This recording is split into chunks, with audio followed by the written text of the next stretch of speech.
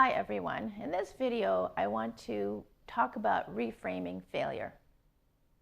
You have all probably got to where you are today because you have succeeded in getting those straight A's in school, getting those great letters of recommendation, obtaining scholarships, and everything has been pretty successful up till now.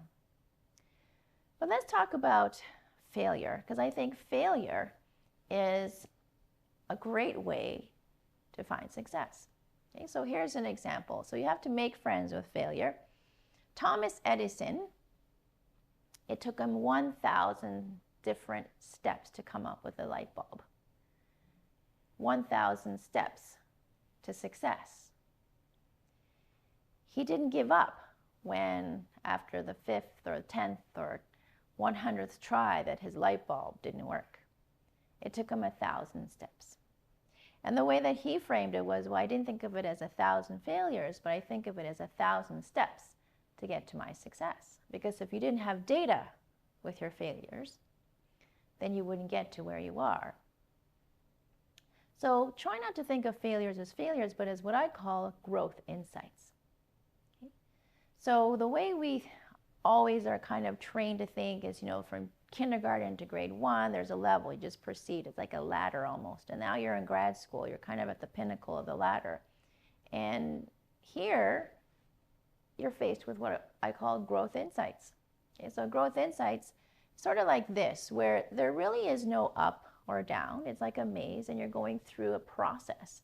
You're at cloud A, and you want to get to cloud B, but perhaps you end up in cloud C. It doesn't mean you fail to get to B, but there's another way around. So, for example, if you want to talk about growth insights, you might want to actually chart them. So, for example, let's say you think something is a failure. Let's say in your experiments, your negative controls just lit up. You can say, I failed this experiment, or you can take that as a growth opportunity and say, well, how can I explain this data? Maybe there was a contamination. Maybe there was a sample to mix up. Maybe you didn't add something, or you did add something. So you work through that process. So outside of the lab, another example, maybe your failure was, well, I went in to talk to my mentee, and all of a sudden she was upset because I didn't check in with what was happening. This actually happened to somebody. The mentor had an agenda, said this is what we're going to talk about today, and a couple of days before, the mentee was okay with that. But then when they went in to actually talk, the mentor just talked about, okay, let's go down your agenda. And the mentee said, did you not hear what happened this morning? How could you ask me to go on about that and not ask me how I'm doing?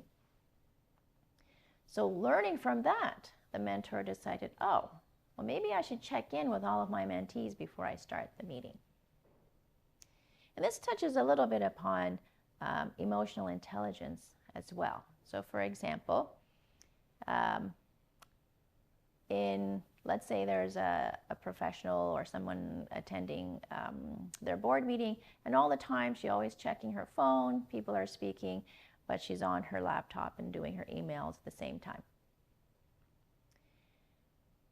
This individual said she got some feedback from people, and they didn't think that was very professional, and that it felt like she was trying to divide her time and wasn't being present at the meeting. Now this lady, she could take that as a failure, said I've failed as a professional, but she takes that as a growth insight. Say, well, I can modify that behavior, and perhaps that could change the way that I deal with people professionally. So then after that, she decided she was going to check her email before and right after the meeting, but at the meeting she was going to be present and there, and that really changed her relationships with her colleagues. So going through and tracking your growth insights and charting how you can change that will help you grow as a professional as well. So I'll give you an example. I was at a talk recently by Sir Peter Ratcliffe.